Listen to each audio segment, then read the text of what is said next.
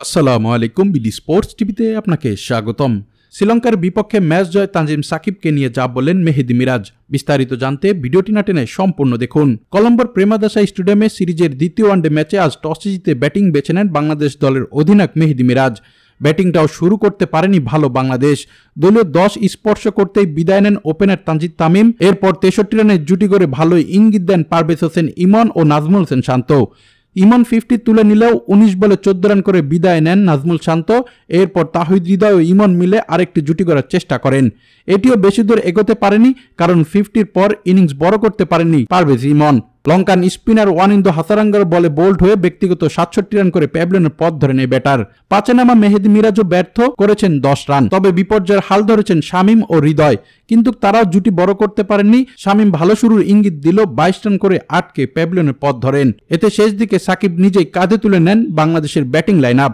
খেলেন 21 বলে অপরাজিত থাকা 33 মারকাটারি ব্যাটিং, কিন্তু অপর প্রান্তে আর কেউ সঙ্গ দিতে না পারায় দলকে 250 রান করতেও পারেনি বাংলাদেশ। বাংলাদেশের ইনিংস থামে 45.5 ওভারে 248 রানে।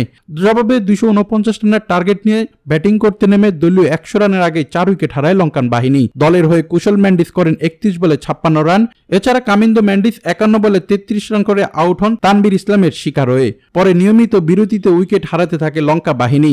শেষ দিকে 38 ওভারে 170 রানে 8 উইকেট তুলে নিয়ে ভালোই পজিশনে থাকে বাংলাদেশ জয়ের পথে। তবে জানিত লিয়াংয়ের 85 বলে 75 রানের ক্যামিও হারের সংখ্যা তৈরি হয় বাংলাদেশের।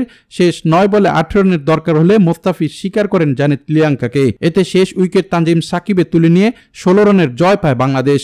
তাই তো 3 ম্যাচের সিরিজে একে একে সমতায় বাংলাদেশ শ্রীলঙ্কা। ম্যাচ শেষেও কথা বলেন মেহেদী মিরাজ।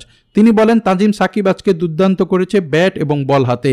এতে জয়টা সহজ হয়েছে, তাছাড়া আমাদের ফিল্ডিং মিস হয়েছে। আমরা চাইবো পরবর্তী ম্যাচে এবং শেষ ম্যাচে ভালো করতে এবং সিরিজ সেরা হতে। এমন কথাই বলেন মেহেদী মিরাজ। দর্শক, এই ছিল খেলাধুলার আপডেট। পরবর্তী আপডেট সবার আগে পেতে চ্যানেলটি সাবস্ক্রাইব করে সঙ্গেই থাকুন।